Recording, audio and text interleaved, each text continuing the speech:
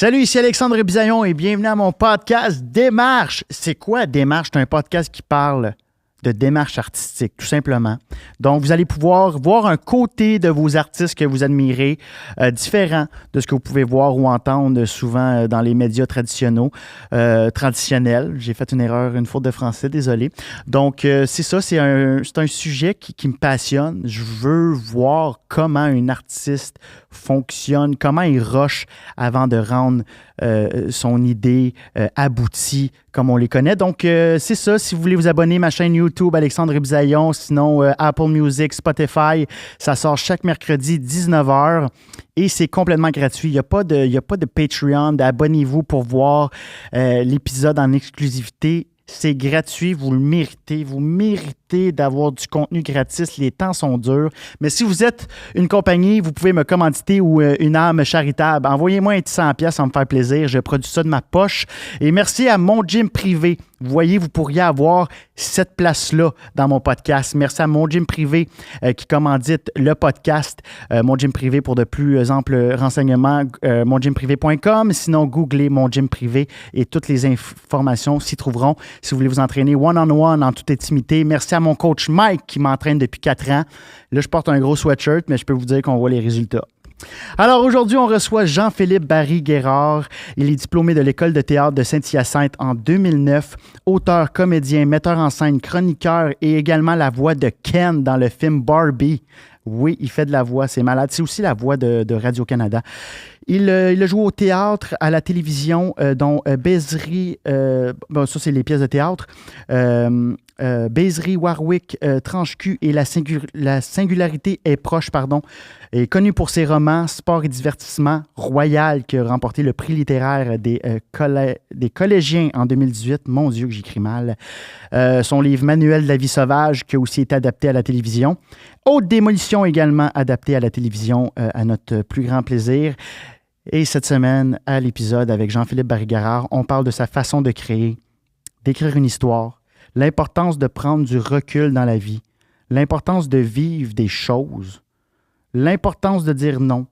Et il nous parle des liens cachés entre ses livres et de son prochain livre également. Ça, je trouvais ça hot. Il y a des Easter eggs dans ses livres, si tu les lis dans l'ordre. Bref, ils n'ont pas sorti. En tout cas, vous allez comprendre. Écoutez l'épisode. Il nous parle également de son prochain livre et également sa prochaine pièce de théâtre, Vous êtes animal. Bienvenue à mon podcast Démarche, ça part.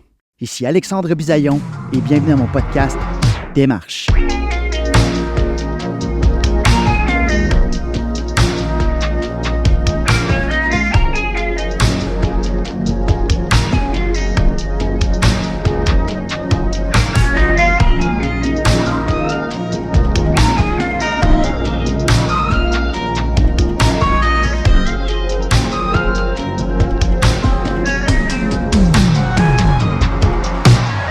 Parce que au pire, comme tu dis, ce sera le spin-off de parler de vélo.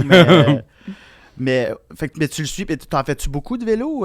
Ouais, je fais. Moi, je me promène pas mal. Je fais du vélo. J'ai comme fait du cyclocross pas mal, mettons, quand c'était comme plus à la mode, il y a comme 13-14 ans.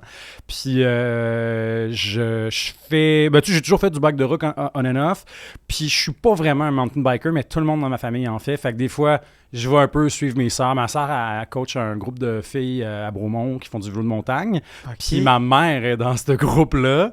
Puis j'ai une de mes sœurs qui habite dans les Alpes. Elle a fait du vélo de montagne en air de chez elle. Wow, c'est vraiment trippant. Fait que tout le monde... Puis mon père fait beaucoup de vélo de route, vélo de gravel. Puis fait quoi? C'est quand même dans la famille, on en fait pas mal. Là. Ouais. C'est ça, comme je t'ai dit avant qu'on commence le podcast, je me suis lancé dans le faux départ hier. Très bon. Merci. Puis là, j'étais comme, d'après moi, parce que je t'ai écouté dans un autre podcast de Jay du Temple où tu disais que justement, tu sais, ça vient beaucoup de ton vécu. Ouais. J'ai fait, d'après moi, c'est un fan de vélo. Oui. J'ai jamais été cycliste olympique comme dans le cas de faux départ, mais disons, c'est quand même quelque chose qui m'intéresse beaucoup. Puis je trouve que c'est un sport qui est le fun à regarder aussi. Fait que moi, j'aime quand même suivre le Tour de France et j'aime ça faire du bike aussi. Fait que, puis aussi, essayer de rider en me disant que je pourrais peut-être éventuellement avoir 5% du fitness de quelqu'un qui fait le Tour de France, chose où je suis pas encore rendu. Très difficile. C'est très difficile. Christy, est en forme pour le bike? Le nombre d'heures que ça prend. Tu vois, je suis content que tu en parles parce que je me sens déchet, moi, cet été. On se sent rien tous de même moins, des fois. Parce que je suis ambassadeur pour la Fondation Charles Bruno, fait que du cool. défi Québec-Montréal. Mhm. Ça fait 2 ans que je le fais. Fait que c'est un genre de 300 km en 2 jours. Mais tu vois, je l'ai fait cette année, je me suis pratiqué pour ça. Puis après ça, la chaîne a débarqué, là, sans faire de mauvais jeu de mots. Là, j'en faisais moins parce que c'est des sorties. Mon ami est rendu trop crinqué. Il veut faire des sorties de 120 km le dimanche avec du 1002 de dénivelé. C'est un chiffre. Faut comme y aller, là. C'est ça. Faut comme que tu acceptes que. Mais c'est même, on dirait, tu sais, j'ai fait beaucoup d'escalade aussi pendant un bon bout de temps. Puis ça va même affaire. À un moment donné, il faut que tu acceptes que ça devient le focus entier de ta vie si tu veux continuer à progresser parce que tu pognes un plateau. Puis tu sais, justement, en escalade, à un moment donné, ben, j'ai débarqué parce que j'ai fait, hey, je peux plus. Mettons, c'est que je suis arrivé à un niveau où tout le monde qui faisait ça finissait par organiser sa vie sociale et personnelle et professionnelle autour du sport. Puis moi, ultimement, j'aime ma job. Fait que je pouvais pas. J'étais pas game de moi négliger ma job. C'était vraiment des gens qui faisaient des choix professionnels en fonction de ça, c'est-à-dire trouver une job qui est 100% remote, puis tu achètes une van, puis tu vis à Squamish, puis tu es en remote, puis tu travailles de même. C'est super cool, tu sais. Mais moi, j'étais comme, je pense que je serais triste. Après ça, je pourrais écrire des livres, puis faire dans Joshua Tree. Pourquoi pas? C'est juste que je fais pas juste écrire des livres, c'est ça mon problème. Non, c'est ça, là. J'ai été faire j'ai été voir un peu ta page Wikipédia, puis t'as comme 1200 chapeaux, là, metteur en scène, chroniqueur, auteur. Puis je savais même pas que tu faisais du doublage. Je savais que t'étais la voix de Radio Cannes. Mais t'as fait Barbie dans... J'ai fait Ken dans Barbie. Ouais, non, Ken dans Barbie. Ouais, c'est vraiment cool. C'était Ryan Gosling. Pas un acteur que je fais d'habitude, mais là, ça a donné, tu sais, des fois, les voix changent parce qu'il y a des conflits d'horaire et tout ça. Puis ils m'ont calé pour faire ça. J'étais super content. Mais ça fait longtemps que j'en fais. J'ai commencé à faire du doublage dès que j'ai fini l'école de théâtre, donc en 2009, parce que je savais que je voulais écrire, puis je voulais une façon rapide de gagner ma vie, c'est-à-dire pouvoir travailler très peu d'heures semaine pour avoir beaucoup de temps à mettre sur des projets créatifs, parce que je le sais que si, mettons, tu as un job temps plein, ça te permet pas de développer ta carrière artistique. T'sais. Fait que je trouve que c'était le même aussi pour le doublage, là, pour beaucoup de comédiens de théâtre, mettons, que tu veux faire du théâtre à l'année, mais c'est pas payant. Là, genre pour gagner avec le théâtre, c'est tough, là, t'sais. Fait que ça compte, puis tu sais, c'est souvent... c'est très peu de temps. Doubler un film, mettons que tu as le rôle principal, là, dépendamment de la longueur du film puis du genre, là, ça va aller jusqu'à peut-être 15 heures de studio, mettons 20 heures, un très gros film. Ouais, c'est pas beaucoup d'heures, là, tu sais. Fait que t'en as pas à toutes les semaines. Fait que, sinon, le reste du temps, moi, ça m'arrive souvent d'aller faire 2-3 heures, 3-4 heures en studio. Là. C'est c'est vraiment des petites convoques. Fait que ça te laisse du temps après ça pour écrire ton livre. Puis c'est payant. Fait que tu sais, c'est pas mettons, t'es pas genre millionnaire si tu fais ça, mais t'en as bien en masse pour vivre, payer tes trucs. Puis après ça, faire le projet pas payant. Puis ça, c'est un truc, moi, que je trouve vraiment important, c'est-à-dire d'avoir de l'espace pour pouvoir dire oui à un projet, même s'il paye pas. Parce que c'est pas vrai que, tu sais, c'est important d'être payé pour son travail, puis moi, je trouve ça toujours super important, mais il y a des contextes où ça m'a fait plaisir de participer à un projet en sachant que je n'étais pas payé. Ou même moi, pour partir des projets, ça m'est arrivé. Il y a un show de théâtre que j'ai fait qui m'a coûté 16 000 $. Je suis arrivé, je te dis pas que j'ai mis 16 000 $. Ça m'a coûté, une fois que j'ai balancé, à la fin, j'étais à moins 16 000. OK, c'est ça, wow. Mais c'est un projet, tu veux dire de prendre, de laisser de la place à des projets de cœur. Oui, vraiment. Des projets qui... Puis ça, quand tu fais ça, qu'est-ce que ça t'amène? Ça te nourrit, j'imagine? Bien, ça me nourrit, mais ça me nourrit, mais aussi des fois, surtout, tu sais, moi, j'ai moins besoin de le faire maintenant, justement parce que j'ai réussi à faire ma marque.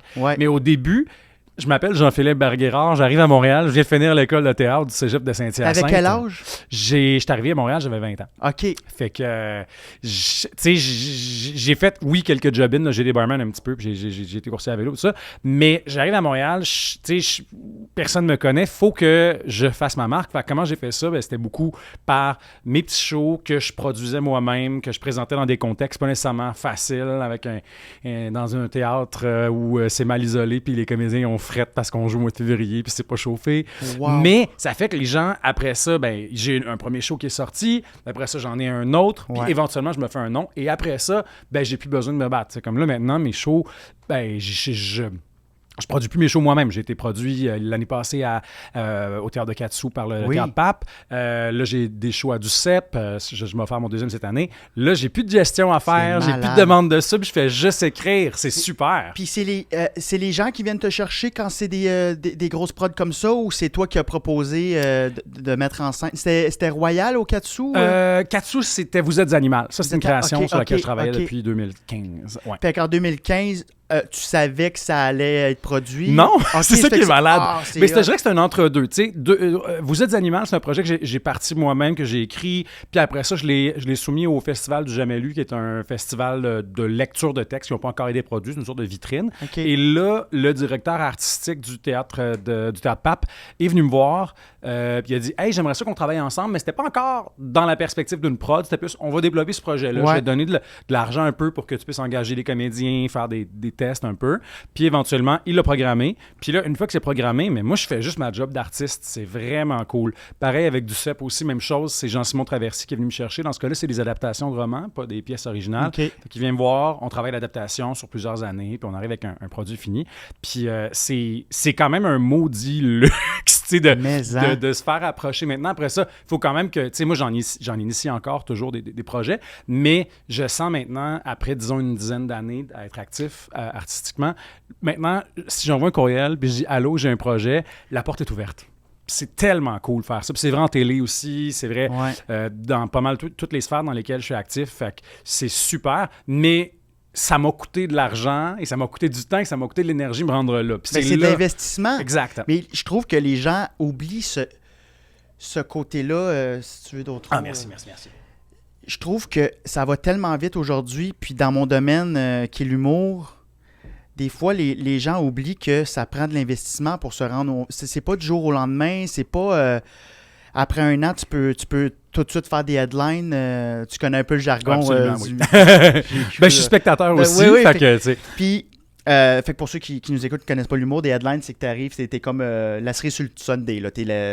T'es la tête d'affiche d'un spectacle dans les bars. Fait que c'est souvent 30-45 minutes. T'es pas le gars qu'on sacrifie avec le premier 8 minutes du show pour rester au faire voilà, qui chante à la salle. C'est ça, exactement. Fait que je trouve que les gens, c'est ça, ils veulent tout de suite leur bonbon. Ouais. Puis je veux pas généraliser, mais c'est ça que ça prend. Ça prend de se casser la gueule, de perdre 16 000 $ pour un projet. Tu sais, t'es pas rendu là par chance. Ben, j'ai eu de la chance aussi, je te dirais. J'ai été vraiment chanceux. Mais disons que t'as fait ta chance aussi. Comment, selon toi, qu'est-ce que tu veux dire, t'as été chanceux? Ben, tu sais, c'est aussi une affaire. Les projets, par exemple, que j'ai financés moi-même, dans lesquels je me suis investi, il y a un autre aspect à ça qui est, ça m'a permis de rencontrer du monde. Tu sais, j'ai travaillé avec des gens, mettons, j'ai un show que j'ai fait qui s'appelait Tranche Q, que j'ai créé en 2014 à Espace Libre. C'est un show où j'avais 16 comédiens. Je voulais le faire, mon show, avec 16 comédiens. Je savais que ça allait me coûter cher. Ça m'a coûté cher. Mais je l'ai fait. Puis, il y a du monde que j'ai appelé pour ce show-là que j'aurais peut-être jamais été à l'aise d'appeler autrement, que je connaissais pas. Puis j'ai fait « Hey, ça tente peut-être sur mon projet. Ça sera pas payé cher, mais tu sais, je pense que ça va être cool. » Puis le monde disait oui. Puis après ça, ça finit par... Tu forges des relations, tu forges des collaborations artistiques. Moi, j'aime beaucoup travailler avec le même monde sur la durée. Tu sais, par exemple, une conceptrice d'éclairage avec laquelle je travaille, Julie Basse, ça fait peut-être 5-6 shows qu'on fait ensemble. Maintenant, quand on s'assoit ensemble, on a le même langage. Une fille avec qui j'étais à l'école de théâtre, Isabeau Blanche, elle joue dans presque tous mes shows de théâtre. Elle, quand je travaille avec elle, j'ai pas besoin de dire grand-chose, elle comprend ce que je veux. Puis moi, je sais... je sais pas toujours ce qu'elle va me donner parce qu'elle est surprenante, puis c'est pour ça que j'aime ça, mais tu sais, je sais qu'on se comprend, puis ça va bien. Fait qu'il y a ça aussi, tu sais, l'idée de créer une communauté, d'avoir des gens avec qui tu as les mêmes références, c'est important, particulièrement quand tu es dans des sphères où la collaboration est importante. Mettons, c'est moins vrai en littérature, j'écris mon livre tout seul dans mon coin, tu sais. Mais quand je fais du théâtre, quand je fais de la télé, avoir des bonnes relations avec des comédiens, des réalisateurs, des concepteurs, c'est super important parce que c'est les gens après ça avec qui tu avances pour raconter cette histoire-là. Tu sais. Fait que tu dis que tu as eu de la chance parce que tu as côtoyé des gens qui après ça t'ont donné un peu la monnaie de ta pièce, qui t'ont amené. Mais moi, je vois pas ça comme de la chance, par contre, parce que ça veut dire qu'ils ont aimé ça travailler avec toi. Oui, tu comprends? Je pense que... Je suis tellement cool. Je pense que t'es humble aussi, dans le sens que je pense que une fois que tu travailles avec quelqu'un, puis je pense que t'étais déjà à l'époque très travaillant, Et gentil. J'essayais surtout d'être gentil. Je pense que c'est plus important. Oui, parce que personne ne veut travailler avec un trou de cul. Mais oui et non, dans le sens où il y a du monde qui sont tellement bons que même s'ils sont trou de cul, on va accepter de travailler avec eux. Puis même, moi j'avoue que ça m'est sûrement déjà arrivé. Là. Vite de même, on dirait que j'ai pas d'exemple qui me vient en tête, mais il y a du monde qui sont chiants puis qui peuvent s'en tirer. Mais on préfère toujours le monde vraiment le fun et vraiment talentueux parce qu'il y en a aussi. Oui, hein. il y en a aussi, c'est ça. Mais là, quand tu dis 2014 avec 16 comédiens, t'as fronté le cash comment? Avec justement avec la voix, le doublage. Ouais. Mais là, comment t'es rentré là-dedans? Parce que moi, j'ai ouï dire que c'est vraiment un milieu huis clos. Là. C'est dur de rentrer dans le game. Oh, ouais, c'est tough quand même. Moi, à l'époque, je sais pas s'il y a ça encore aujourd'hui, mais à l'époque, le conservatoire avait organisé un stage. C'était comme vraiment la porte d'entrée pour faire du doublage. Il y avait un stage, t'auditionnais, t'envoyais ton démo. Mais tu sais, il y avait genre, je pense qu'ils prenaient 4 personnes, puis il y avait quelque chose comme 120 personnes qui envoyaient leur candidature. Fait que c'était quand même tough. Là. Okay. Fait que t'envoies un démo, après ça, ils te convoquent à une audition. Tu fais ton audition. Puis, go, tu fais la formation qui est peut-être une 40aine d'heures. Puis après ça, si les gens, tu as une vitrine à la fin. Puis si les gens t'ont aimé, ils t'appellent. Mais au début tu es calé pour faire ce qu'on appelle des ambiances. Fait que là, c'est l'équivalent de faire de la figuration, mais en doublage. Fait que tu es calé pour peut-être 4 heures, 5 heures. C'est le fun parce que tu travailles longtemps. Mais t'es genre... Tu fais toutes les scènes de restaurant ou de show ou de mariage qu'on voit dans un film, ce qu'on on entend derrière... qui est des murmures... sans script, parce que ça, on n'a pas de texte. Fait que là, il faut comme improviser. Fait que là, il faut comme se rappeler, là, il y a la scène, la mariée arrive. Là, finalement, sans faire à terre. Fait que là, il faut que tout le monde fasse « Wow! Oh! » Fait qu'il faut comme que tu retiennes tout ça puis que tu le fasses. Puis pour vrai, c'est quand même exigeant parce que faut que tu sois mauditement bon en impro. Puis c'est cringe quand ça marche pas. Fait que tu vas pas être la personne qui fait déraper la scène. Fait que j'ai commencé comme ça. Puis éventuellement, après ça, tu te fais donner des acteurs que tu fais régulièrement. Fait que toi, tu faisais partie des 4. Oui! Oui, avec qui y avait avec moi? Il y avait Yannico Ndoua, Karine Gontier-Heinemann, Alexandre Leroux. Fait que du monde quand même qui travaille encore aujourd'hui puis qui en font. Fait que, wow! Fait que t'es embarqué là-dedans, fait que t'as pu... OK, c'est cool. Fait que dès le départ, parce que là, comme je t'ai dit hors cam avant de commencer, d'ailleurs, j'ai même pas fait l'intro du podcast. Ça a tellement... Jean-Philippe Barry-Guerrard. Oh, mon Dieu, mon stationnement. Wow! Je le mets mode avion. La vie veut vraiment pas que tu me présentes, je pense. Non, je comprends pas. Je le mets mode avion, puis l'application fait quand même des sons. Ils veulent vraiment pas que tu aies un ticket. Ouais. Ben, merci. Bref, Jean-Philippe Barry-Guerrard, bienvenue au podcast Démarche où je rencontre des artistes pour connaître leur démarche, des artistes que j'admire. Puis d'emblée, ben, je veux te dire merci. C'est toi qui m'as redonné le goût de lire. Hey, ça, c'est vraiment le plus beau commentaire que je peux avoir. C'est un pas pire compliment. Je suis vraiment content. Je suis vraiment content. Ouais. J'étais un grand lecteur quand j'étais petit. Mm-hmm. Puis après ça, j'étais plus capable de lire. Puis je me rends compte que c'est juste que je lisais des livres que j'aimais pas. Faut pas se forcer, là. Ben, c'est exactement là. J'étais comme, je suis pas capable de finir un livre. Pourquoi? Puis je lisais des affaires de croissance personnelle. Puis je suis comme, puis là, je suis tombé sur Haute Démolition. Mm-hmm. Il y a 2 ans, je pense. Ben, ça doit. On est en 2023 et il est sorti en 2021. Fait que si tu me dis que tu l'as lu il y a plus de 2 ans, j'ai des questions. Puis c'est là. Écoute, c'est un page-turner, cette affaire-là. Là. Je l'ai lu en 2 jours. Je pense que j'ai capoté. Puis là, après ça... Et c'est mon plus long, hein, pourtant. Ben, puis, je pense que j'ai jamais lu un livre aussi gros. Puis... C'est pas écrit en 24, là? Non, c'est un... Oui, c'était une bonne brique quand même. Puis pourtant, j'étais pas parti. Dans ma tête, il allait être relativement court. J'étais embarqué là-dedans, puis j'avais des choses à dire. Ça a l'air. Fait que... OK, ben regarde, rentrons dans le vif du sujet. Ouais. Toi, t'es parti là-dessus, puis t'as-tu une idée en partant de la durée d'un livre? C'est quoi les étapes quand tu te mets à écrire? C'est une bonne question. J'ai la durée, non. Je pense que j'ai un plancher, mettons, parce que je veux pas... ça me tente pas nécessairement d'écrire un conte, là, tu sais. Mais non, je sais pas combien de temps ça va durer nécessairement. C'est bien... Je suis pas très cérébral dans ma façon de planifier le livre. Là. Je veux dire, je le feel assez... tu sais, c'est comme des obsessions un peu. Je sais pas de quoi je vais parler non plus. Tu sais, je m'assois pas en me disant, bon, alors, voici le sujet de mon prochain livre. Okay. C'est plus, au début, des fois, c'est des impressions. C'est un personnage, c'est un thème, c'est un conflit. Là, tu sais, mettons, je savais que dans Haute Démolition, au départ, je voulais raconter une histoire de couple où je voulais parler d'art puis de couple. En fait, je voulais parler de mêler ça. OK. Puis ça, tu as eu ce flash-là combien de temps avant que 2021, mettons? D'après moi, ça devait être en 2019, c'était avant la pandémie. Puis je me rappelle qu'une affaire qui a cristallisé cette idée-là, c'était déjà clair dans ma tête. Mais quand j'ai vu le film Marriage Story de Noah Baumbach avec Adam Driver puis Scarlett Johansson, c'est l'histoire d'un couple où le gars est metteur en scène, la fille est actrice, puis ils sont en train de se séparer, puis les deux comme finissent par envenimer la séparation. Puis une des affaires qui est au centre de ça, c'est lui est devenu un grand metteur en scène pendant leur relation. Elle est devenue très connue aussi. Okay. Puis c'est qui est responsable de l'autre? Est-ce que c'est grâce à moi que tu es devenu un grand metteur en scène? Est-ce que c'est grâce à moi que tu es devenu une grande actrice? Tout ça. Puis il y a cette affaire-là qui est dure à départager. Ouais. Fait que bref, j'avais déjà un peu cette idée-là. Puis là, après ça, je vois Marriage Story et à travers tout ça, ça me trottait dans la tête. J'avais travaillé en humour légèrement. En 2018, j'avais fait des mises en scène de galas à Juste pour rire. Oui, c'est vrai, j'ai vu ça. Quel gala? C'était les galas des Denis Drolet, de Laurent Paquin puis de Pierre-Luc Funk. Fait que c'était vraiment l'année là, juste après que Gilbert Rozon soit parti. Fait que c'était un peu le chaos. Fait que ils ont comme voulu brasser la cage, changer la formule des galas. Fait que je suis comme arrivé là. J'avais aucune expérience en humour, mais j'avais fait de la mise en scène en théâtre. Fait que je sortais pas de nulle part. Tu sais, ça reste quand même une adaptation. La principale adaptation étant finalement j'ai vraiment moins d'affaires à faire parce que c'est une très grosse équipe. Puis en plus, tu sais, anyway, ultimement, c'est comme va sur scène, fais ton affaire, puis moi je vais m'arranger pour que les cues rentrent. Là. C'est ça. Fait que c'est plus c'est vraiment pas la même game, mais c'était vraiment le fun. Puis moi, ça m'avait beaucoup.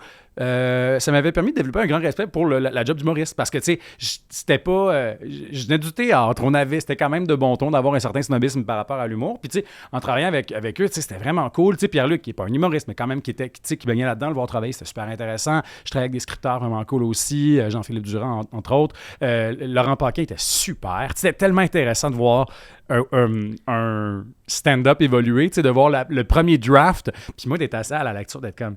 Shit, c'est pas bon cette affaire-là. Puis finalement, t'es là le soir du gala, t'es comme, aïe, le monde dans la salle sont contents. T'sais, Laurent Paquin, il faut dire, c'est quelqu'un qui sait comment ça marche cette affaire-là. T'sais. Ah, ouais. Les Denis Drolet aussi, qui sont des gars tellement intelligents et tellement nono. Je les ai trouvés super. Fait que tout ça pour dire que j'avais baigné là-dedans, mais je m'étais jamais dit que j'allais écrire un livre sur l'humour. Sauf que là j'ai justement cette idée-là de relation de couple, humour qui me gossait un peu parce que là, j'avais baigné là-dedans, puis je venais d'écrire un article aussi pour un nouveau projet là-dessus. Puis on dirait que là, tout à fait comme ça s'est comme mêlé. Le timing de OK. Ouais. Puis je sais ça par contre, je peux pas t'expliquer comment, mais il y a un moment donné où j'ai comme c'est que j'ai tout le temps des trucs qui me trottent dans la tête, des préoccupations, des choses auxquelles je pense, puis souvent ça finit par se mélanger ensemble et là tout d'un coup malheureusement, j'ai rien de plus comme aucune explication de plus que ça. C'est qu'un moment donné, mon histoire est très claire. Puis je suis comme, mon prochain livre, ça va être ça. Puis ça va être ça. Puis ça va être ça. Puis c'est là que le travail commence pour moi. C'est là que tout d'un coup, j'ai une pogne sur mon projet parce que là, je sais ce que je veux faire. Fait que je peux procrastiner de manière active pour y arriver, c'est-à-dire faire ma recherche. Là, c'est cool. Okay. Moi, ça m'aide. Tous mes livres,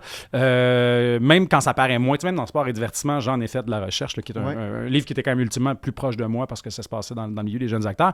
Mais une fois que je sais c'est quoi le sujet de mon livre, que je sais l'environnement dans lequel ça se passe, ben là, je pose des questions. Dans le cas de Haute Démolition, il y a Sophie Carrier qui est gérante qui m'a faut l'aider, Rosalie Vaillancourt, Suzy Bouchard. Fait que je posais des... Tu sais, là, ça m'aide à... Puis quand je commence, je pose des questions niaiseuses parce que je connais pas ça. Ça, c'est l'affaire que je trouve la plus tough. C'était quoi une question niaiseuse? T'en souviens-tu? Ça t'a-tu marqué? Mon Dieu, au début. Ben en fait, tu sais, mettons comment tu... Comme les... En fait, c'était des affaires aussi niaiseuses que comme quand tu te bookes dans une soirée d'humour, comment ça marche? T'es payé comment? Qui t'appelle? Comment tu fais pour te présenter? Tu sais, des affaires aussi niaiseuses que ça. Mais c'est pas niaiseux? Non, mais c'est très superficiel. Puis des fois, j'ai même pas le vocabulaire pour poser la bonne question. Fait que je comprends, je suis comme, parle-moi de ton quotidien.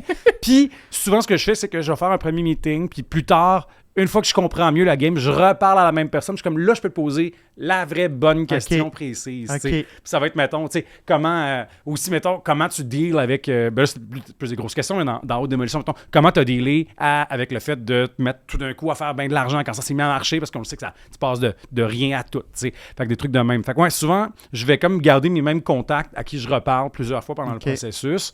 Puis les gens sont étonnamment très généreux parce que souvent, moi, j'approche le monde en leur disant, écoute, je vais raconter une histoire qui se passe dans ton univers. Peux-tu m'aider à ce que ce soit crédible? J'aimerais ça bien le faire. Puis quand tu le présentes comme ça, honnêtement, il n'y a personne qui m'a dit non, je suis pas à l'aise. Parce que je suis pas en train de prétendre, tu sais, je suis pas un journaliste, je suis pas en train de faire de la biographie. Je suis plus en mode, je veux bien représenter ça. Tu sais, Royal, même affaire, il y a une fille qui a été géniale, Emmanuelle Brault, elle a lu le roman au complet une fois que j'avais mon premier jet, puis elle m'a donné des notes, puis t'es comme, puis des affaires précis, là, genre, ce cours-là, il est à 9h, pas 8h30. Oui, ça manque, ouais. Ça, là, moi, j'ai des tocs, et c'est des détails, je pense que tu viens de mettre le doigt dessus, parce que je me pose la question pourquoi j'aime autant tes livres. Puis c'est flou. Il y a de quoi de raw, il y a de quoi de. Je me vois là-dedans. C'est très. Tu sais, culturellement parlant aussi, on est dans l'air du temps, même dans Faux Départ. Le vocabulaire, c'est ça que les. Yo! Ça me parle, mais je pense que c'est ça, c'est dans les détails. Les détails sont legit.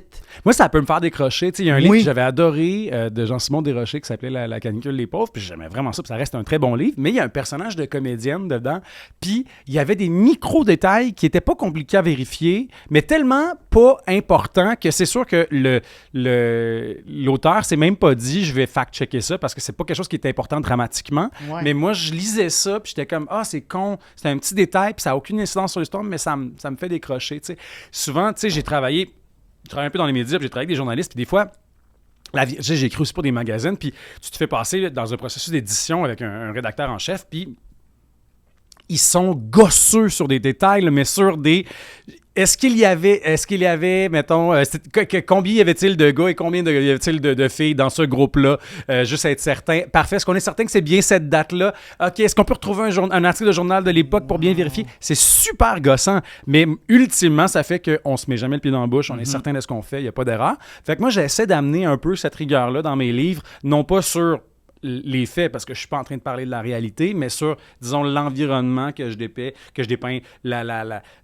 toute la dynamique. Moi, je préfère quand c'est proche. Mais ça dépend du livre qu'on est en train d'écrire. Moi, je fais des romans qui sont réalistes. T'sais, quand tu veux faire de quoi? Où tu fly, si tu écris un polar, tous les polars se passent en Islande, ils sont tout le temps en train de régler des crimes alors qu'il y a un meurtre aux 15 ans là-bas. Fait que non, effectivement, c'est pas crédible. Là. Mais dans un certain style, pour moi, ça me parle, ça me permet de... Je sais pas, ça me drive. T'as-tu étudié en droit? Pas en tout. Ben, c'est pour ça, tu vois, quand j'ai lu le livre, j'ai fait... Ça se peut pas qu'il n'ait pas étudié en droit. C'est un étudiant en droit, puis j'ai été voir la pièce aussi des finissants du conservatoire. Là, je veux pas dire n'importe quoi. Puis je pense que je t'avais écrit des... Oui! J'ai fait... C'est tellement bon. Parce que c'est toi qui l'avais posté en story. Oui. Allez voir ça, ou genre, t'as dit comme, je suis vraiment fier. C'était vraiment bon. Ben merci. C'était comme en fait la première étape justement de ce qu'on va présenter à Duceppe. Dans le fond, j'avais comme vu ça comme un laboratoire. OK! C'est ça qui va être à Duceppe? Oui, exact. Mais ce sera pas dans cette forme-là. Ça va être très différent, mais disons que c'était la première version. La première, une genre de... Dans le jargon de l'humour, on dit une V1, là, des fois. Ben, je dis ça moi aussi, qu'on est là-dedans. On pourrait appeler ça un rodage. On dit pas ça rodage en théâtre, mais moi, Dieu sait que j'aimerais ça qu'on ait du rodage en théâtre. On n'a pas assez de public pour ça. J'envie les humoristes pour ça. Mais là... On peut pas roder une pièce partout au Québec avant de l'amener à Montréal. Mais là, il va y avoir une chaise de plus. Je me suis remis à aller voir du théâtre. Ah, c'est cool, ça. Il y a beaucoup de choses intéressantes qui se font au théâtre aussi. Je pense que le problème, c'est que, comme bien des médiums, des fois, tu te fais imposer des affaires vraiment plate au secondaire, puis là, tu penses que c'est ça le théâtre, puis t'as ça pour le restant de tes jours. Ouais. C'est sûr que si tu lis juste Maria Chapdelaine, t'auras pas le goût de lire des livres. Il y a un gros problème de ça. Moi, je pense qu'il y a beaucoup de ces formes d'art-là qui peuvent rejoindre vraiment du monde. C'est juste que faut que tu aies la bonne séquence de livres qui arrive au bon moment pour que ça t'allume puis que ça te fasse triper. Ouais. Ben, c'est exactement ça qui est arrivé. Ben, je suis bien content d'en parler. Après ça, je voyais Royal souvent passer ses réseaux. Je dis, OK. Puis j'allais lire aussi vite que lui. Après ça, le manuel de la vie sauvage. C'est excellent. Ben, merci, man. Le Flash. Puis j'ai eu la chance de jouer dedans. C'est vrai, tu faisais bonne fête, Kevin! Oui. Et j'ai eu tellement de fun. Ah, c'était hot, ça, ce que ça donnait. En plus, je pouvais pas être sur le set cette journée-là. Fait que j'étais quand même stressé. Je voulais voir. Puis finalement, le résultat était j'étais entouré de gens qui venaient de sortir de l'école. Puis il y avait d'autres comme. Puis j'ai trouvé tellement bon. Tu sais, moi, je fais pas. Je joue un peu, mais je suis pas comédien. Tu sais, je suis pas. Puis là, j'ai regardé, puis des fois, pendant la scène, je suis comme, tabarnak, en 2 takes, j'allais voir, je suis comme, tu viens-tu sortir de l'école? Il dit, ouais, je suis comme, t'es bon en tabarnak. J'étais ébloui, tu sais, puis c'était comme un plan séquence Ouais. là aussi. Ah, c'était parfait. Mhm. Mais j'avais adoré le Flash qu'après ça, c'était la version UP. Ah non. Ouais, on s'était vraiment amusé avec ça, c'était cool. Ouais, Ouais. ouais. Fait que, mais comme tu dis, c'est d'être ouvert. Puis t'as bien fait tes recherches parce que c'est vraiment accurate sur le milieu. Puis je pense que c'est pour ça que je l'ai tellement lu Mhm. rapidement. C'était mon quotidien. Wow, c'est un gros quotidien. Ben ouais, par bout. Dans le sens, le rodage. Oui, absolument. Mais oui, non, c'est pas... Mais ouais, non, c'est ça, j'essaie. Après ça, il y a toujours, je pense que, tu sais, il y a justement du monde qui aime pas ça parce que c'est comme, ils ont besoin de flyer, puis ils ont besoin d'une littérature qui les amène ailleurs. Mais moi, ça a toujours été ça qui me plaisait beaucoup. Tu sais, les auteurs américains, mettons, très réalistes, des trucs comme Charles Bukowski, que je disais, qui lui racontait son quotidien de gars qui fait des jobs de merde, puis qui se torche, puis qui se bat dans des bars dans les années 50-60, tu sais. Moi, ça m'a toujours beaucoup plu. Puis Tristan Ellis aussi, qui pousse un peu à l'extrême, tu sais. Mais j'aime ça, tu sais. Puis aussi, il faut dire, dans mes livres, moi, mon premier rapport avec les mots, ça a été le théâtre. Tu sais, j'ai commencé à jouer au théâtre très jeune, puis à écrire du théâtre avant d'écrire des romans. Ce qui fait que, moi, quand j'écris, le premier souci, c'est j'aimerais ça que ça sonne vrai, que ça sonne real, tu sais. Puis souvent, mes narrations sont moins littéraires, plus parler. Comme ça, c'était un chum qui te racontait une histoire, tu sais. Il m'est arrivé ça. Tu vois, c'est ça aussi que j'aime puis que je le savais pas. Merci, c'est le fun. Ouais, c'est un choix littéraire. Ouais, tu sais. c'est ça, ouais. Parce C'est qu'il ça y a que des j'aime. gens aussi qui s'imaginent que quand tu es en train d'écrire un livre, tu dois bien écrire. Puis moi, c'est pas vraiment ça mon souci. Quand j'écris un livre, je me dis, c'est quoi l'histoire que je veux raconter et comment elle doit être racontée. Puis c'est le comment qui est intéressant, parce que chacun de mes livres, tu sais, je me questionne longtemps avant. Sport et divertissement, quand je l'ai commencé, mon premier, je savais que je voulais écrire un roman. Je savais que cette histoire-là devait être un roman. Puis je m'assois, j'écris le premier chapitre, puis c'était tellement pas bon parce que j'essayais de bien écrire. Je trouvais Qu'est-ce que tu veux dire quand tu essaies de bien écrire? C'est que tu essaies de... faire des belles phrases, Ok, je du beau comprends. vocabulaire. Fait que tu te laissais pas partir librement dans la création. Mais c'est que je Mettons- partais librement, mais avec une impression que j'essayais... Je faisais quelque chose qui n'était pas moi, en fait. T'essayais-tu de paraître intelligent? Sûrement. Parce Ouais. que j'en ai parlé avec Joe Corm, puis on parlait de... Moi, j'ai eu cette phase-là. Lui, il a cette phase-là au début de... On essayait d'être intelligent sur ça. On essayait d'amener des propos plus politiques, alors que, comme j'ai dit, le contenant peut être... Je peux faire une anecdote sur le camping, mais sur mon anxiété de la forêt, puis que ce soit super riche, tu sais. Oui, absolument. Fait que je pense que c'est... Peut-être qu'on passe tous un peu par là. à Ah, un moment c'est donné, sûr, c'est sûr. Puis moi, ça a même fait que, tu sais, j'ai commencé, puis j'ai relu ce que j'ai écrit, puis j'ai fait « Arc, ça marchera pas ». Puis un mois après, je suis retourné, puis j'ai fait « Bon, Tu l'as laissé pour un mois. Ouais. j'ai pas T'as- touché ». Puis après ça, j'ai retourné voir. Puis là, j'ai fait « Ça marche pas, cette affaire-là, faut que je crisse ça au vidange ». Fait que là, je me suis demandé comment... Ça a l'air de quoi si je me dis « Fuck off ». Finalement, je me suis dit « Fuck off », puis je me suis mis à l'écrire, puis là, je fais « Ah ». On dirait que ça se peut finalement si je parle comme la fille. Puis c'est beaucoup ça, c'est comment cette fille-là parle. Eh bien là, on l'entend plus penser que parler, mais ça affecte comment elle structure sa pensée. T'sais. Dans le cas de Royal, je cherchais un gars, c'est un gars qui vit avec une genre d'obsession de la performance, qui est très anxieux, qui se met beaucoup de pression sur ses épaules. Puis je me disais, OK, j'avais lu en ligne. Encore là, je me rappelle, je l'ai commencé, puis c'était pas bon. Puis je cherchais la façon de le raconter. Puis là, je me suis dit, je veux qu'on soit dans sa tête. Puis j'avais lu en psychiatrie le concept de dépersonnalisation. Donc, quand tu sors un peu de ton corps, comme si tu te regardes vivre de l'extérieur. Ouais. Puis là, j'étais comme, ah, ben c'est intéressant. La meilleure façon de transposer ça d'un point de vue littéraire, c'est la deuxième personne. Fait que, mais si je l'écris à la deuxième personne. Puis là, finalement, au début, ben, il devait être comme déprimé tout le long du livre. Je me suis rendu compte que c'est plate longtemps. Il faudrait peut-être qu'il aille bien au début. Mais j'ai quand même gardé le dessus. Je me suis dit, à un moment donné, est-ce que je passe du jeu au dessus? Est-ce que je fais le dessus tout le long? Puis là, je vais le garder tout le long du livre. Finalement, ça donne un truc où j'aime ça parce que quand il va bien puis qu'il parle à la deuxième personne, il a l'air de se faire un pep talk. Il est comme t'es beau, t'es bon, t'es capable. Puis après ça switch. Puis c'est comme si justement il se regarde vivre. Il n'est pas vraiment maître de son corps. Il subit sa vie pratiquement. Fait que pour moi, il y a tout tout ça, ça fait partie de comment tu racontes une histoire. Puis c'est vraiment important pour moi de se poser la question. Tu sais, les grands livres, c'est pas juste l'histoire elle-même, c'est comment tu la racontes.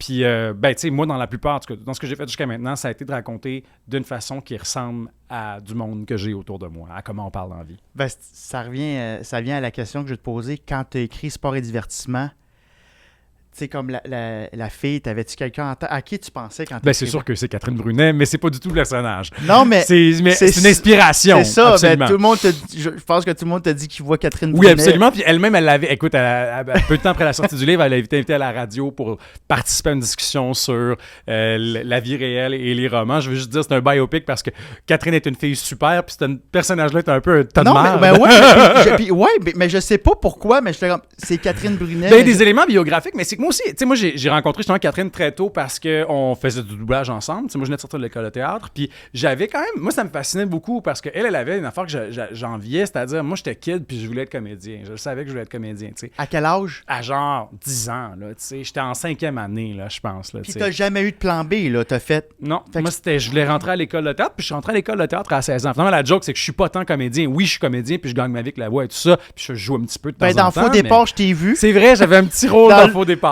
Est-ce que tu reviens? Parce que je l'ai pas Non, je faisais juste un gars fâché dans le bar. Il revient pas. Ben, j'adore ça. Ça fait Quentin Tarantino exact, un peu. J'adore ça. Ouais, tu sais, dans Manuel la vie sauvage aussi, j'ai un petit rôle, je suis une couple d'épisodes, tu sais. Mais il reste que moi, j'avais beaucoup une fascination pour ça. Puis, tu sais, c'est quand même, tu sais, d'arriver dans le milieu artistique puis de savoir que tu as besoin de travailler puis que ça va être tough puis d'être devant quelqu'un qui l'a eu toute sa vie, moi ça me fascinait puis je trouve ça très impressionnant puis c'est complètement un autre rapport, disons, à cet univers-là sur lequel moi je fantasme. Puis tu as quelqu'un de quasiment mon âge qui en est un peu désabusé parce que c'est vrai que quand tu passes un certain temps dans le milieu artistique, tu finis par être comme ah, c'est lourd. Fait que, puis c'est vraiment normal, c'est des vagues, là. Ouais. Moi, ça vient par vagues, là. Des fois, je suis super, super motivé. Puis là, à un moment donné, je suis comme, on dirait que tout me fait chier. J'ai plus le goût de travailler jamais. Puis après ça, je me tente de rien faire. Fait que là, 2 ans après, vraiment, je sors 8 projets. Fait que c'est de même. Fait que oui, j'ai beaucoup de, tu sais, je puise beaucoup dans le réel, dans tout ce que j'écris, au même titre que quand je fais de la recherche, parce que ça m'aide, mais j'essaie aussi d'orienter la lecture de mes œuvres pour rappeler aux gens que ça reste, c'est pas de la biographie, là. C'est vraiment, je crée un personnage à partir de ça. Il y a quelqu'un qui m'a envoyé une discussion d'ailleurs sur Reddit par rapport à sport et divertissement où des gens disaient « Ouais, Catherine Brunet, ça a l'air que c'est l'inspiration pour le roman. En tout cas, elle a vraiment l'air d'être de la merde parce que dans le livre, elle est super conne. » Puis je suis comme « Non, c'est pas ça le point, là. Non, c'est la figure. » Faudrait que tu mettes au début toute ressemblance avec la réalité. Le pire, c'est que je pense que c'est quelque part, peut-être à la fin, je pense que dans le légal, ils sont obligés de le mettre. Pareil comme dans un film, même un film biographique, quand tu vas au cinéma, dans les crédits, ils disent toute ressemblance et le produit de la chance ou whatever, je sais pas comment ils disent. Ouais, c'est bien wordé, là. Parce que, on le sait, je veux dire, Jackie, c'est le titre du film, c'est Jackie, Chris. On le sait que c'est sur elle, là, tu sais. Ouais. Fait que, c'est bien. Mais j'aime beaucoup ça. Puis, tu sais, je finis aussi, je m'attache beaucoup à mes personnages, ils reviennent, tu sais, justement, la narratrice de sport et divertissement est revenue dans Royal. Puis il y a le personnage de Royal et la narratrice de sport et divertissement sont revenus dans Manuel la vie sauvage. Fait que j'ai fait comme beaucoup vivre à travers mes livres. Puis je caresse éventuellement le rêve de peut-être faire même pas tant des suites, mais genre juste remettre, mettons, ces personnages-là au centre d'un livre. Tu sais, sport et divertissement, j'ai une idée peut-être pour éventuellement faire un roman où on reprendrait ce personnage-là 15 ans plus tard. Ben, ça vient me faire penser... J'écoute pas beaucoup de films, puis là, je suis là-dedans, j'ai écouté... là, je vais fucker son nom, c'est Monsieur Night Shyamalan. Tu sais qui je parle, je suis vraiment désolé. J'ai doublé son dernier, justement. Hein? Ben oui, Knock at the Cabin. Wow! Ouais, je faisais un des deux gars, c'était assez élevé, ce film-là. Tu vois, ben je l'ai pas vu encore parce que moi, je suis d'un vieux, là. Moi, je viens d'écouter... Unbreakable, sa trilogie. Fait qu'Unbreakable, j'ai écouté Split en fin de semaine, mais j'ai écouté, en tout cas, fait que c'est Unbreakable, Split, puis après ça, Glass, avec Bruce Willis, mais il revient dans Split, il est dans le deuxième, là, ben, le premier film, c'est lui, l'acteur principal, puis dans le deuxième, il arrive, et c'est lui qui a le punch-out du film. Wow! Et c'est tellement hot. Et c'est ça, j'aime ça, parce que ça fait... Je veux juste écouter le troisième. Ben oui, puis tu récompenses tes fans.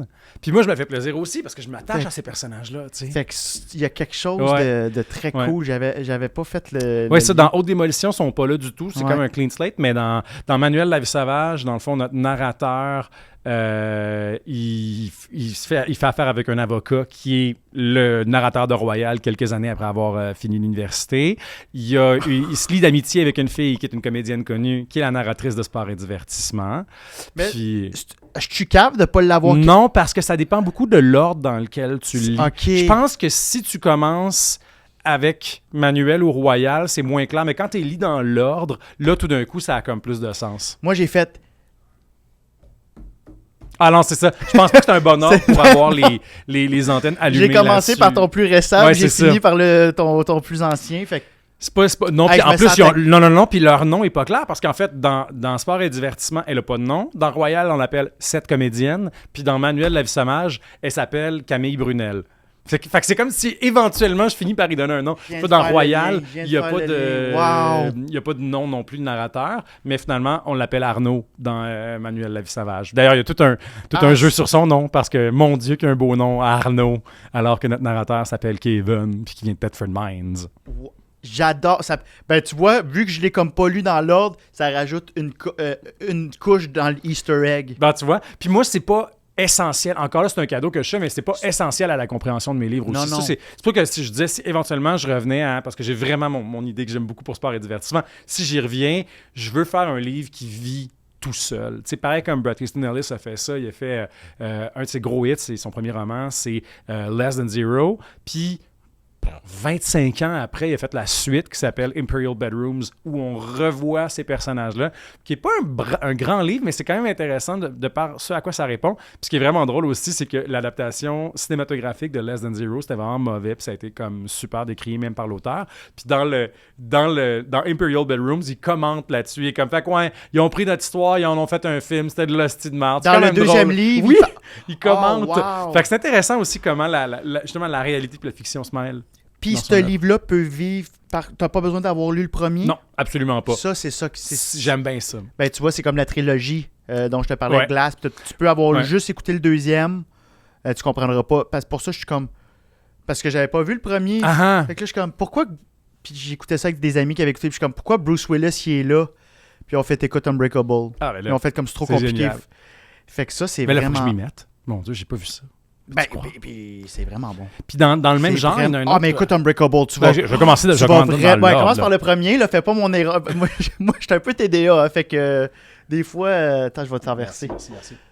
Mais dans le même genre, il y a une trilogie géniale, Before Sunrise, Before Sunset, puis Before Midnight. C'est tellement cool ce qu'il a fait. Puis moi, j'ai découvert ça parce qu'une de mes amies qui avait écouté Before Midnight m'a dit « Ah, j'ai vu ça, c'est vraiment bon. C'est sur un couple qui ont 2 enfants, puis ils essaient comme de reconnecter, puis tout ça, sont en vacances en Grèce. Hein, c'est bien beau. » Puis je fais « OK. » Non, je lis un peu là-dessus, puis je me rends compte qu'en fait, c'est le 3e film d'une trilogie. Puis ce qu'il a fait, le réalisateur Richard Linklater, c'est qu'il a fait un premier film qui se passe juste en une nuit. C'est Before Sunrise, c'est un Américain qui prend le train, qui est en voyage en Europe, puis qui rencontre une Française. Puis ils sont en Autriche, ils sont à Vienne, puis ils passent une nuit ensemble. Puis ils ont un coup de foudre, mais les deux, ils vont repartir chacun de leur côté, puis ça reste comme ça.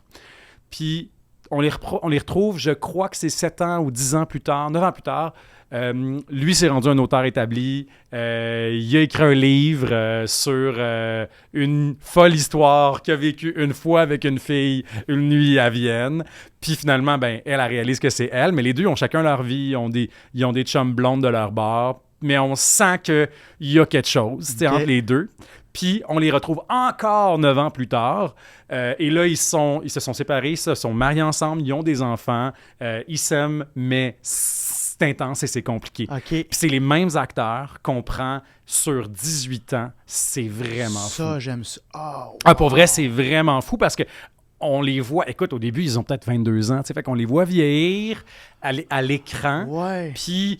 On est très investi émotionnellement dans cette relation-là parce qu'on les voit, on l'a vu ça évoluer, tu sais. Puis surtout que, mettons, dans le 2e film, ils sont vraiment chacun de leur bord, puis ils font juste se recroiser. Lui, il est en tournée à Paris, en tournée littéraire à Paris, puis je fais « Hey, ça tente d'aller prendre une marche? » Puis le film se passe sur 2 heures, en temps réel, pratiquement, puis on les voit juste discuter, il n'y a rien, ils se touchent pas, ils s'embrassent pas, mais la tension sexuelle est forte. Puis, on comprend quand on voit l'autre film que finalement, ça a été consommé parce qu'ils ont fini ensemble, tu sais. Mais c'est vraiment hot. Oh, ouais. Puis ça, tu penses-tu qu'ils ont...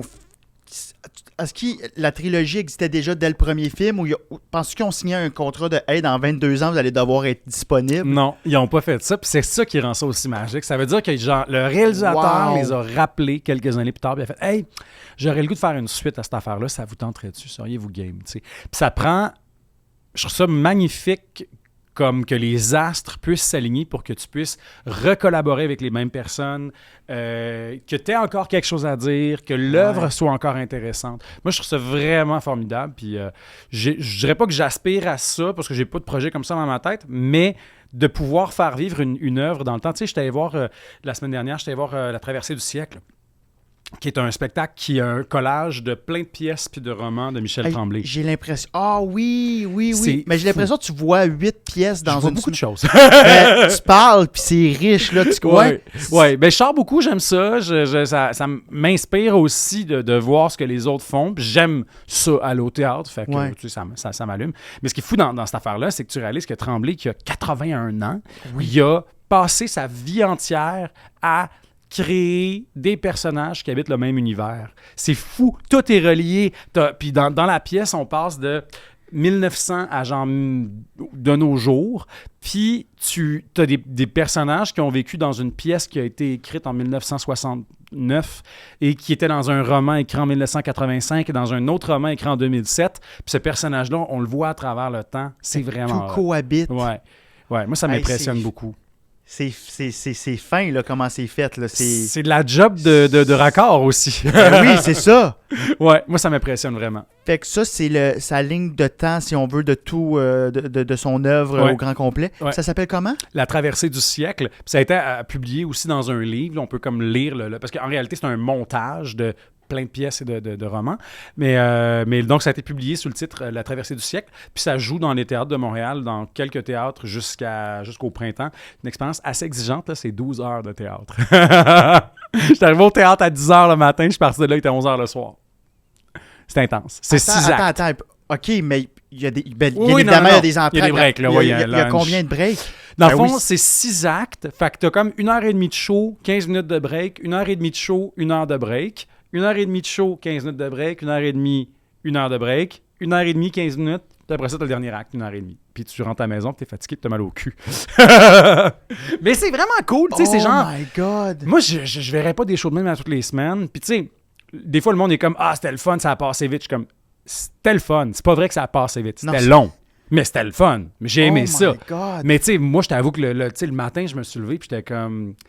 C'est un drôle de choix de vie que je m'en vais faire, mais je me dis c'est un événement, puis j'aime beaucoup ça, moi, ces propositions-là où, genre, on fait un show qui n'a pas de maudit bon sens, c'est trop gros, puis on y va. Mais là, y a-tu un acteur ou une actrice, une comédienne qui était là pratiquement dans tous les tableaux, ou sont tout le temps là? Ils sont 20 puis ils sont là tout le long. Ils sont fatigués. Ils peuvent pas faire 4 shows semaine, là? Non, je pense que c'est un show seulement, puis c'est comme ils en font 1 ou 2 ou 3 semaines à faire. C'est ça, parce que en un show, c'est comme si t'en avais donné 12, là. Tabarouette, là, tu sais. Puis c'est des grosses... des grosses performances quand même, là. Fait que, ouais, c'est... Moi, je trouve ça vraiment impressionnant, tu sais. Fait que c'est intéressant. Ça m'a beaucoup fait réfléchir, justement, à ça, là, à durer dans le temps, créer une œuvre qui se répond. Puis, tu sais, il y a l'idée de la répétition. Moi, je pense beaucoup à ça. On demande beaucoup aux gens de se réinventer, puis tout ça. Puis c'est tout le temps maudit parce que moi, j'essaie de faire des choses différentes. Tu sais, j'ai des thèmes récurrents. Si tu as lu tous mes livres, en plus, tu vois, là, il y a des choses qui reviennent. Mais j'essaie quand même de, tu sais, soit de raconter différemment, ou tu sais, d'essayer des nouvelles affaires. Mais c'est tout le temps maudit parce que tu veux rester fidèle à ce qui t'allume. Mm-hmm. Puis en même temps, tu veux essayer d'aller ailleurs. Je trouve que, tu sais, Tremblay, lui, il a fait « fuck off ». Je vais rester, c'est tout son univers familial. Fait que c'est ma tante, sa grand-mère, ses cousins, tout ça. Il raconte tout ça. Puis c'est resté intéressant, ça a duré. Fait que je trouve ça impressionnant. C'est pas tous ces romans qui sont qui mériteraient des prix Goncourt, mais il a quand même écrit, il y a un ratio, je dirais, au main au bâton qui est bien correct. Là. Tu sais, pour quelqu'un qui a écrit autant, il a fait beaucoup de très, très grandes affaires. Là. Fait que moi, ça m'impressionne beaucoup. Mais c'est tout le temps une angoisse qu'on a comme artiste, de ne pas se répéter. C'est vrai pour tout le monde. Là. Ben, carrément. Puis toi, comment tu copes avec ça? Comment tu essaies justement de... Ben, tu vas voir plein d'affaires. Ouais. Puis j'ai entendu dans le podcast à J'ai du Temple où tu dis que justement tu vivais moins de trucs parce que tu étais tombé. Là, ça fait 2 ans que tu as dit ça, là, que tu étais tombé dans une surcharge de travail, puis t'aimes ça. Tu disais que tu avais ça d'être... C'est ça le problème. J'aime ça travailler. C'est un beau problème, Ouais. puis t'es bon, puis merci de travailler puis de nous offrir de beaux livres, puis de belles web-séries, etc. Tu fais tout, esti, je vois. Puis tu disais qu'à un moment donné, tu vas devoir prendre un temps. Ouais. Pour comme resetter puis faire de la place pour les nouvelles idées. Ouais. On est-tu rendu là-dedans? Ah, on là? est rendu là-dedans. Ah, mais ah, je dis c'est ça, mais cool, je suis encore en train de travailler sur mon prochain. Mais tu sais, déjà, j'espace quand même, là, parce que avant, je sortais mes livres aux 2 ans, tu sais, puis là, tu vois, Haute Démolition, il est sorti en 2021, puis on est rendu en 2023, puis c'est pas mal sûr que mon prochain sort pas en 2024. Fait que, tu sais, oui, cet été, j'ai vraiment... Tu sais, j'ai décidé cet été que ça me tentait pas d'écrire. Fait que j'ai écrit les trucs sur lesquels j'étais déjà engagé qu'il fallait que je finisse, je les ai finis. Mais j'ai fait, hey, je vais juste jouer dehors, relaxer, voir du monde. Puis ça fait une grosse différence, tu sais, parce que souvent, le nombre d'histoires que j'ai entendues de gens qui ont un déclic majeur quand ils sont pas en train de travailler, ça prend de la jachère, tu sais. Il faut un moment donné que tu fasses un recul. Puis c'est, je trouve... principalement en m'intéressant à des trucs qui sont loin de moi. Fait que oui, aller voir des shows, tout ça, c'est toujours bon, mais même des fois, là, être en train de faire quelque chose de complètement autre, être en train de gosser du bois, en train de faire du bike, être en voyage ailleurs, quelque chose qui n'est pas de l'art finit tout le temps par être de l'art, pour moi en tout cas. Le fait de tourner mon regard vers l'extérieur m'aide beaucoup. C'est une chose qui m'a beaucoup aidé aussi, moi, jusqu'à maintenant, ça a été de... Tu sais, quand j'ai commencé à faire la radio, j'étais sur un show qui était plus, disons, journalistique, où j'allais sur le terrain, je rencontrais du monde. T'étais à quelle radio? À Radio-Can. OK, ouais. OK. Ouais, puis ça a fait que je me suis beaucoup tourné vers l'extérieur, moins vers l'intérieur, puis ça a été une source d'inspiration puis d'allumage de bougies vraiment en gros, parce que tout d'un coup, tu fais des liens, tu t'allumes sur des trucs que tu connaissais pas, tu fais d'autres lectures, tu vas dans des places que tu connais pas. Ouais. Puis c'est, tu sais, Manuel La Vie Sauvage, là, j'ai écrit ça parce que mon déclic, j'étais allé à C2 Montréal pour une chronique, puis j'ai rencontré du monde, puis j'étais comme, je connaissais pas ça, moi, la tech, puis ça m'a vraiment intéressé comme milieu. C'était-tu quelqu'un... ben, j'avais lu, dis-moi si je me trompe, mais c'est une application qui existe. Oui! Ça, c'était, je n'ai pas découvert cette application-là à C2 Montréal, mais oui, qui à permet de Silicon parler aux morts. Valley, je pense, ou... Ouais, une fille qui avait dont l'ami était décédé, qui avait décidé de créer un chatbot à partir de ses traces numériques, puis qui a voulu, disons, garder son ami vivant comme ça, en pouvant le chatter avec lui. Puis c'est drôle parce que, tu sais, ça, c'était 2016-2017 que ça a été créé, cette application-là. Puis, mettons, quand on regarde où on est rendu avec l'intelligence artificielle aujourd'hui, c'est next level. Et il y a 1000 versions. Elle, c'était pas une vraie app qu'elle voulait mettre en production. Okay. Moi, je suis parti de cette idée-là. Je me suis dit, qu'est-ce qui se passe si on la vend, qu'on la met sur le téléphone du monde? Puis finalement, ça n'a pas été long que, tu sais, je veux dire, une couple de mois après que j'ai sorti le livre, il y avait plein d'histoires sur des applications comme ça qui étaient en développement. Puis maintenant, t'en as... Je veux dire, moi, je me fais écrire à tous les 3 mois, quelqu'un m'envoie un lien comme « Hey, une autre compagnie est en train de travailler sur un chatbot funéraire comme dans Manuel La Vie Sauvage. » C'est vraiment drôle. Wow. Fait que c'est cool parce que j'aime ça, justement. J'ai pas un background là-dedans, mais de m'exposer à des choses qui sont loin de moi, d'avoir des amis qui sont dans d'autres environnements, ça me permet de juste d'élargir mon esprit puis d'avoir plus de choses à dire. Mais là, tu dis qu'à G2 Montréal, qu'est-ce qu'il y avait eu? C'était quoi le déclic là-bas? C'est un genre de grosse conférence où il y a beaucoup de réseautage, tout ça. Ouais. C'était plus, je dirais, de voir de quoi ça a l'air, ce milieu-là. Il n'y a pas eu un événement, mais disons que c'est intéressant parce que tu as du monde, tu sais, tu as des investisseurs, du monde qui ont beaucoup d'argent, des politiciens, des gens qui ont des idées mais pas de moyens. Fait que c'est intéressant de voir comme le glitz. Ouais. Ah, OK. Disons la représentation de ça, l'idée d'être cool, la mise en marché. Parce que dans Manuel La Vie Sauvage, il y a 2 trucs. Oui, il y a effectivement la technologie, développer une technologie, mais comment tu vends cette technologie-là au monde? Comment tu fais croire ça au monde? Comment tu bullshit? Parce que t'es comme, je pense que ça va marcher, mais je le sais pas. Je suis en train d'écouter un podcast tellement intéressant sur Tesla. Puis tu te rends compte que, tu sais, Elon Musk, des fois, il disait des choses en conférence de presse. Il n'y avait aucune crise d'idée. Dans 6 mois, la Tesla autopilote va être 100% fonctionnelle. Puis là, il rentre au bureau, puis les ingénieurs sont tous comme « T'es-tu malade? » Genre, oui, on travaille là-dessus, mais c'est pas prêt dans 6 mois. Ou, tu sais, comme c'est vrai. Puis c'est vrai, c'est un exemple Tesla, mais il y a plein de compagnies qui fonctionnent comme ça, où tu as besoin de rassurer les investisseurs. Fait que tu dis, oui, ça s'en vient. Ou tu veux créer du hype pour qu'on paye plus cher le produit quand il va sortir. Puis là, après ça, tu te retournes, puis t'es comme, bon, ben là, j'ai dit que ça allait se passer, il faut qu'on trouve une façon. Puis des fois, ça se passe. Puis des fois, le monde se chie les shorts. C'est comme en télé, je pense que c'était là l'équivalent un peu des gags juste pour rire avec Comédia. Il avait été vendu ça au MIPCOM à Cannes en disant, hey, on a 2 saisons de tournée. C'était pas il y avait vrai? 3 pilotes. Wow. Oh mon Dieu. Ils l'ont vendu, puis... Mais ça a bien fini finalement. Ben oui. Mais c'est ça, fait que des fois, ça marche. Ben oui, puis il faut, genre, parce qu'après ça, tu fais comme... Tu sais, ça revient à se mettre dans la merde pour, tu sais, de se mettre en danger, puis de douter. Ben, dire à mon éditeur que mon manuscrit va être prêt dans 6 mois, puis finalement, je suis comme, fuck, fait que là, faut que je l'écrive, finalement. T'as déjà fait ça? Ou? Oui. Ben, en fait, aussi, je marche bien avec les deadlines. Là. Ça a toujours fonctionné dans les deadlines que tu as fronté. Sport et divertissement, je l'ai livré d'avance. Royal, je l'ai livré à peu près on time. Manuel, il était un peu en retard. Puis Haute Démolition, il était en retard. On l'a retardé, mais il était quand même relativement en retard, mais rien de majeur. Là. C'est quoi un retard? Là? C'est-tu un gros prix, mettons, à bibliothèque? C'est-tu un mois de retard ou on parle ça en fait de jours? Parce que je connais pas ça. C'est des mois plus. C'est un mois. Le pire que j'ai eu, ça devait être 2 mois. OK. Puis là, eux autres sont-tu fâchés?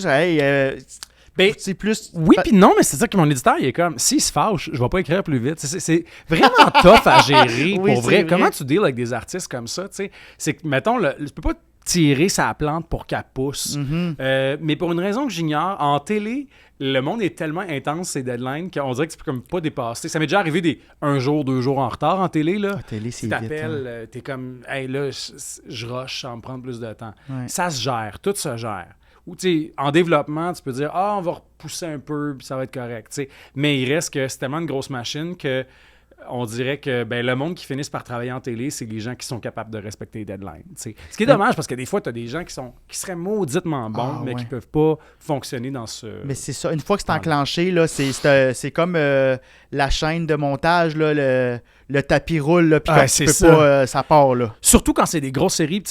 Moi, ça m'est jamais arrivé, Dieu merci, mais moi, j'ai des amis, mettons, scénaristes, que des fois, ça arrive, là, ils ont le go en prod, puis la série n'est pas écrite au complet. Puis, tu sais, moi, j'ai une amie comédienne récemment qui me disait, là, on commence à tourner dans 3 semaines, là, on n'a pas encore reçu le dernier épisode, là, on a hâte de l'avoir, on a juste comprendre tout. Puis, je suis comme, oh, boy. Moi, ça me... Puis, t'as pas le choix, là. Des fois, c'est ça la game, t'arrives, tu le fais.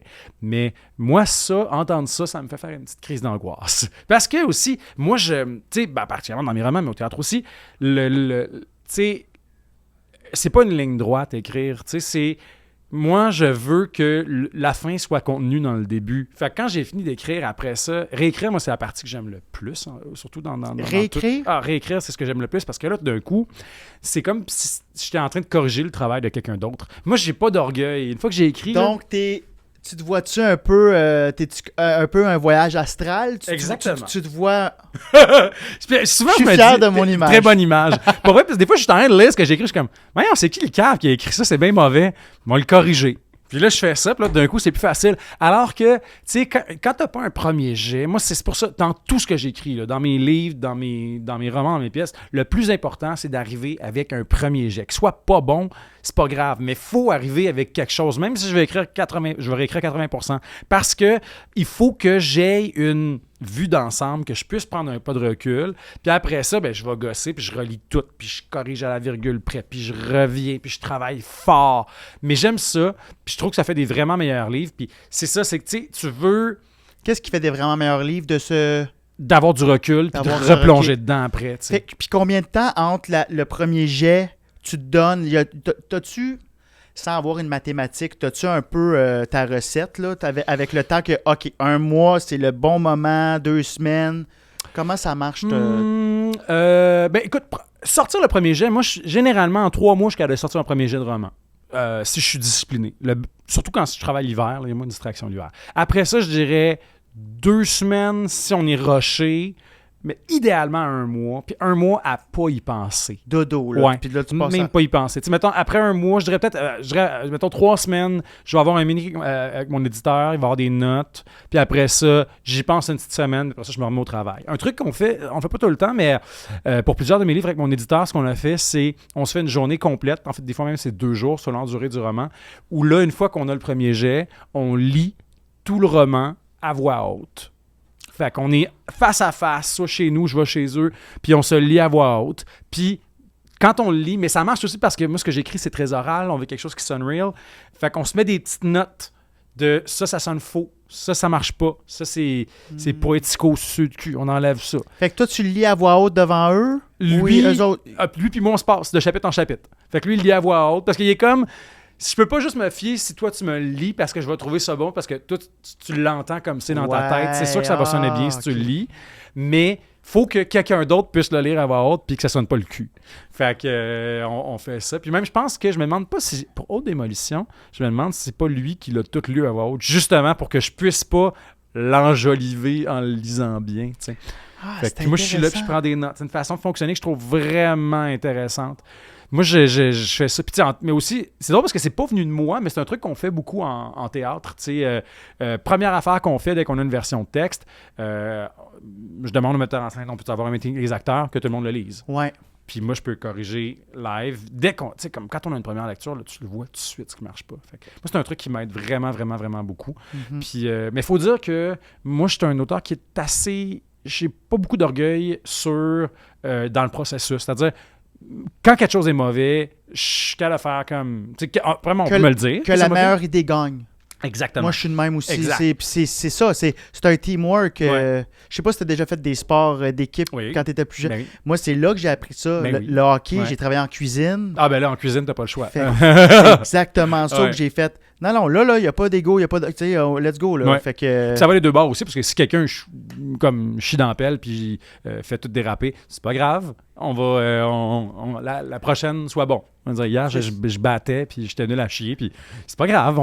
La prochaine fois que je vais vous battre, ça va être correct, tu sais. C'est ça. Mais c'est vraiment... Puis ça, je pense que ça vient beaucoup du théâtre. Moi, j'ai remarqué, mon éditeur m'a dit que les gens, versus la littérature, parce qu'en littérature, le monde travaille beaucoup tout seul dans leur bulle. Fait que t'as pas beaucoup d'avis extérieurs. Tu sais, en théâtre...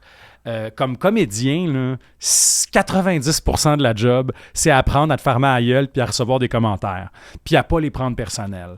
Puis des choses qui peuvent avoir l'air vraiment personnelles. T'sais. Mais des fois, ultimement, tu te rends compte que c'est pas ça. C'est ouais, t'as l'air un peu pogné dans cette scène-là. On dirait que t'as un balai dans le cul. Ça a l'air d'une insulte. Mais à un moment donné, t'es comme, bon, ben, qu'est-ce que j'ai physiquement qui fait que j'ai pas l'air détendu? C'est de rester dans le proactif parce on travaille tous pour le même but. Exact. Puis en écriture théâtrale, ben même affaire, j'arrive, puis les gens sont comme « Ah, mais on dirait que j'aimais ça, cette scène-là. » Faut que tu sois très confiant quand même pour dire, il y a des fois où les gens sont comme « Ah, j'aime pas ce choix-là. » Moi, ma réponse va être quand même, des fois, je comprends, mais dans ce que je veux faire, c'est pas la bonne décision. Faut que tu sois capable de quand même avoir une idée très très claire de ce que tu veux faire. Parce que des fois, il faut dire non. C'est pas vrai que tous les avis se valent. Mais... ultimement, c'est ça, c'est d'être capable de genre recevoir les trucs puis d'être capable de reconnaître quand il y a une bonne idée, puis de l'apprendre, puis de l'intégrer, puis de trouver comme de faire tout un tout cohérent avec ça. Mais tu sais, c'est aussi quand même de t'imposer puis de pas accepter de faire la création collective. Parce que tout le monde peut avoir une opinion, mais ça veut pas dire que c'est l'opinion qui est pertinente pour ce projet-là. Non, puis c'est parce qu'à un moment donné, c'est ça, faut pas tu l'as dit, il faut pas perdre ton idée, il faut pas perdre l'essence, parce qu'à un moment donné, dans le passé, ça m'est arrivé, j'ai écrit une web-série, puis au départ, on était trop... Il y a eu trop de chapeaux autour de la tête. Puis là, je suis comme...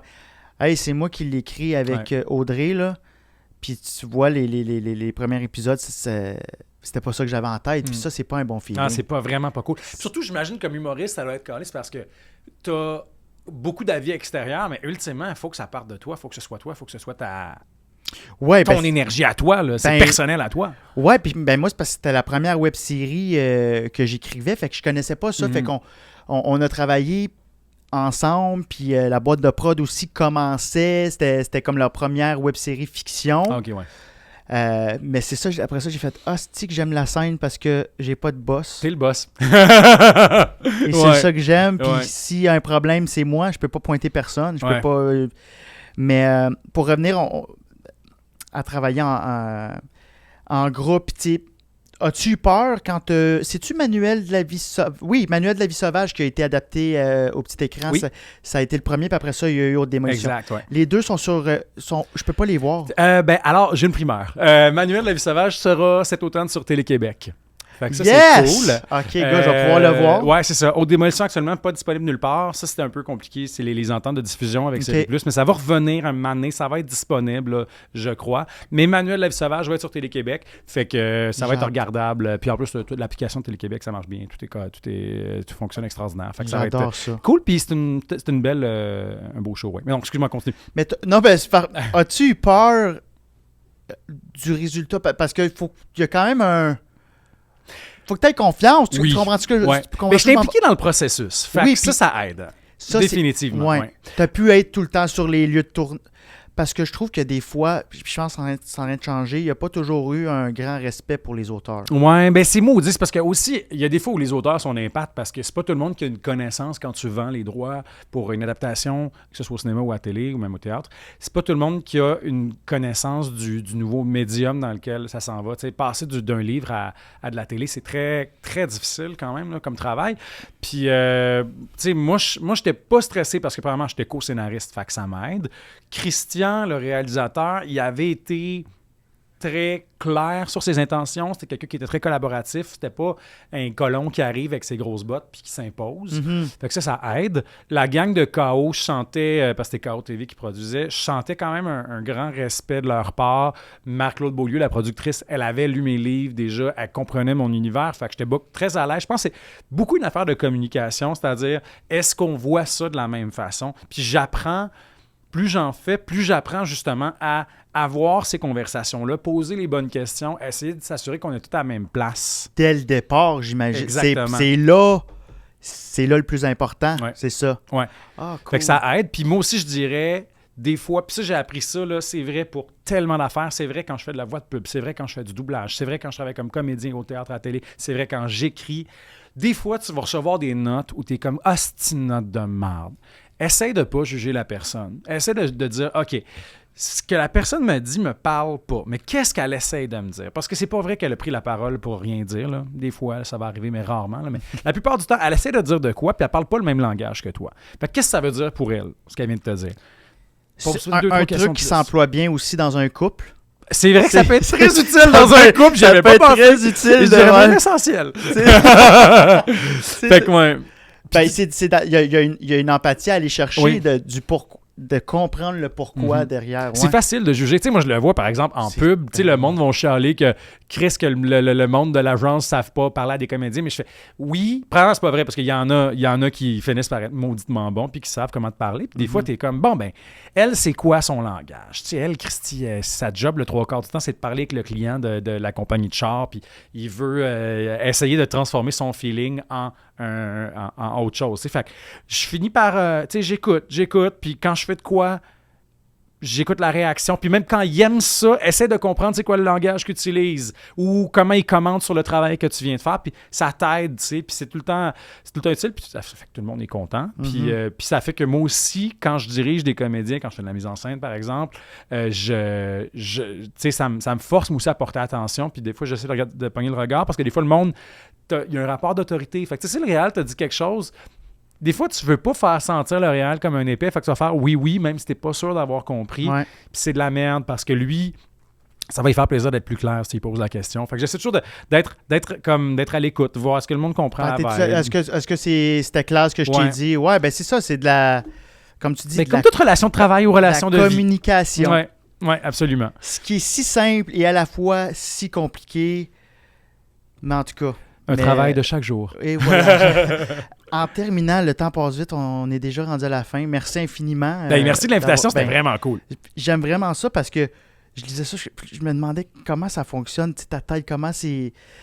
Puis ta démarche, qu'est-ce que tu veux laisser aux gens dans tout projet? Je sais que c'est une grosse question. Ah non, au là, contraire, merci. Je suis content que tu poses cette question-là parce que c'est comme l'affaire la plus importante pour moi. C'est-à-dire, oui, je veux que le monde passe un bon moment avec mes livres, puis c'est important, puis je veux que le monde ait du fun. Ouais. Mais ce que je trouve le fun avec mes livres, j'ai été chanceux aussi parce que les gens ont été game de le faire, c'est de susciter des discussions, mettons, que le travail commence une fois que le livre est fermé, qu'on puisse parler de quelque chose. Tu sais, dans Royal, tu sais, le nombre de jeunes qui viennent me voir qui sont comme « Hey, j'étudie en psychologie, puis c'est fucking intense, l'admission au doctorat. » Ça m'a vraiment fait du bien ou confronter des étudiants en droit qui m'ont dit « Hey, wow, je me suis reconnu là-dedans. » Des comédiens, même, parce que c'était des milieux compétitifs. C'est hard comme livre. C'est là. vraiment le exit hard. bag, puis Je vais loin, là. Ouais, puis il faut, parce que ça existe. Ben, c'est ça. Moi, c'était pour ça que je suis allé hard comme ça dans le livre. C'est que je suis comme, des fois, je trouve, quand on parle de ces affaires-là, on y va avec des pincettes parce qu'on veut pas trop provoquer, mais des fois,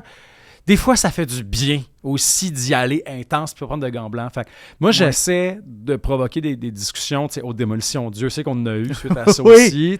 Oui. Vous êtes Animal, mon dernier show de théâtre où je parle de médias, de désinformation, de culte de l'opinion. Même truc aussi. Fait que moi, ça me fait vraiment plaisir de pouvoir jaser avec le monde, de faire réfléchir le monde. Puis j'essaye à chacun de mes livres, si je peux au moins qu'on ait une bonne discussion autour d'un verre après le show, après avoir lu le livre, ça serait mon idéal.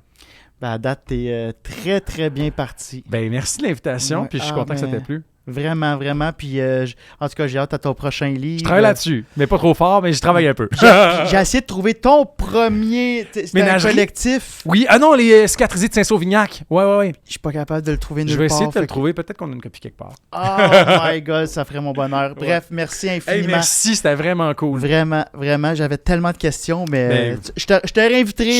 Je ferai une prise 2, ça me fera plaisir. J'adore ça. Ben, merci, c'était un autre épisode du podcast Démarche avec Jean-Philippe Barry-Guerrard. Où est-ce qu'on peut te voir? As-tu des choses à plugger? Oui, ben là, cet automne et cet hiver, je suis en tournée avec mon show Vous êtes Animal qu'on avait présenté au Katsu l'hiver dernier. Fait qu'on va être partout, Rive-Nord, Rive-Sud, on va jusqu'à Drummond, Québec. Puis on a plein de dates à Montréal. C'est pour le monde de Montréal qui l'ont raté. On va pouvoir, je pense qu'on va jouer à l'Outremont puis à Annecy. Toutes les dates sont sur le site du Théâtre Pape. Puis en avril, Royal à Duceppe. Je joue pas de date, mais c'est l'adaptation du roman, puis ça va être bien le fun. Tu joues-tu dans tes pièces? Dans Vous êtes Animal, je joue dedans. OK. Puis Royal, c'est tous des finissants d'école qui ont tous, que j'ai vu. OK, ouais. je vais aller revoir. Ouais. Très cool. Ben, en tout cas, bon succès et ainsi de suite. Je n'avais même pas besoin de te le dire, mais bon succès, pareil. J'y travaille, merci. Merci beaucoup.